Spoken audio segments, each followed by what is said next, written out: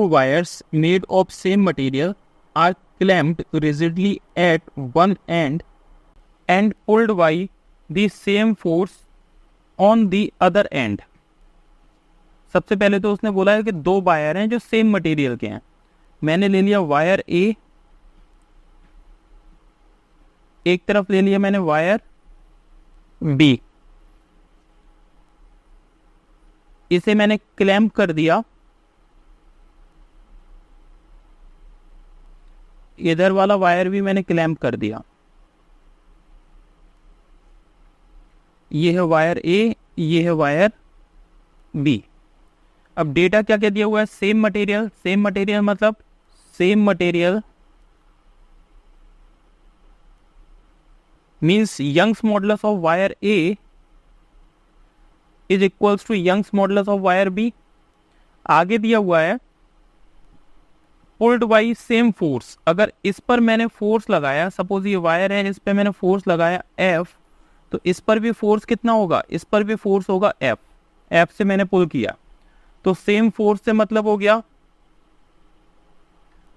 Same force से मतलब हो गया कि F A is equals to F B is equals to F. इसे मैं Y मान लेता हूं. आगे फिर देखिए, the length and the radius of first wire are 3 times those of the second wire. क्या दिया हुआ है कि length of the first wire, मतलब फर्स्ट वायर ये A है तो L A is equals to 3 times of L B है. Similarly radius of first wire R 3 times those of the second wire, तो R A is equals to 3 times R B हो गया. Right तो ये दो relation है मेरे पास.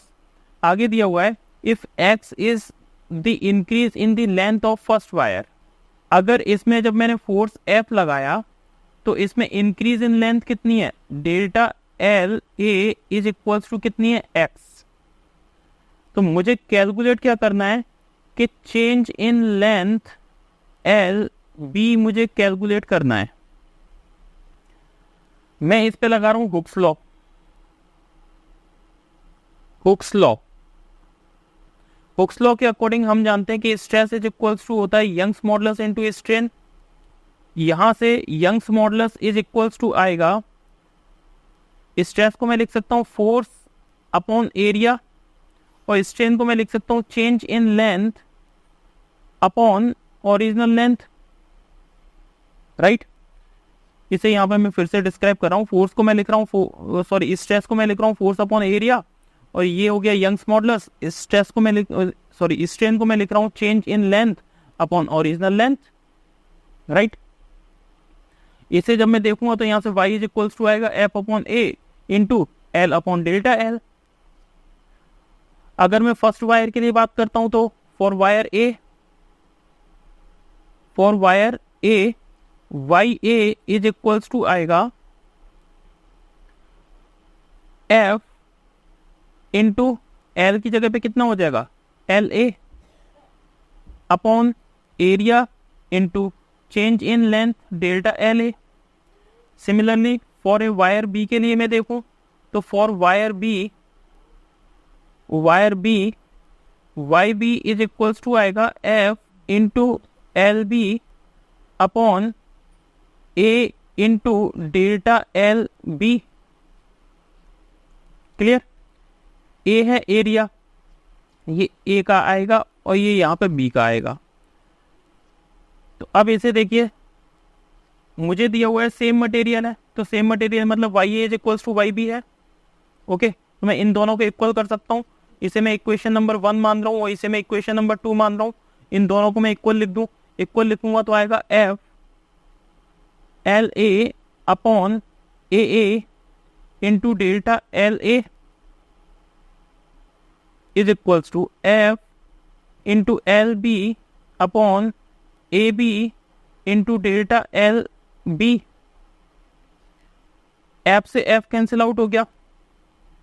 L A और एल बी में मुझे रिलेशन दिया हुआ है. देखिए एल ए और एल बी में रिलेशन दिया हुआ मुझे L A is equals to 3 L B है, R A is equals to 3 R B है और delta L A is equals to X है। क्या ये सारी वैल्यू मैं पुट कर दूं? देखिए एल ए की जगह पे मैं लिख रहा हूँ 3 एल बी अपॉन एरिया को मैं लिख रहा हूँ पाई आर ए का स्क्वायर, तो आर ए का square R A is equals to कितना है 3 आर बी इंटू यहाँ डेल्टा एल ए कितना दिया हुआ मुझे एक्स इज इक्वल्स टू यहां कितना आ जाएगा एल बी अपॉन एरिया की जगह पाई आर बी का square into delta L B. तो डेल्टा एल बी मुझे कैलकुलेट करना है, एल बी से एल बी कैंसिल आउट हो गया, पाई से पाई कैंसिल आउट हो गया, आर बी स्क्वायर यहाँ पे देखूंगा तो यहाँ कितना हो जाएगा 3 का स्क्वायर हो गया 9, राइट। तो इसे देखिए ये हो गया मेरे पास 3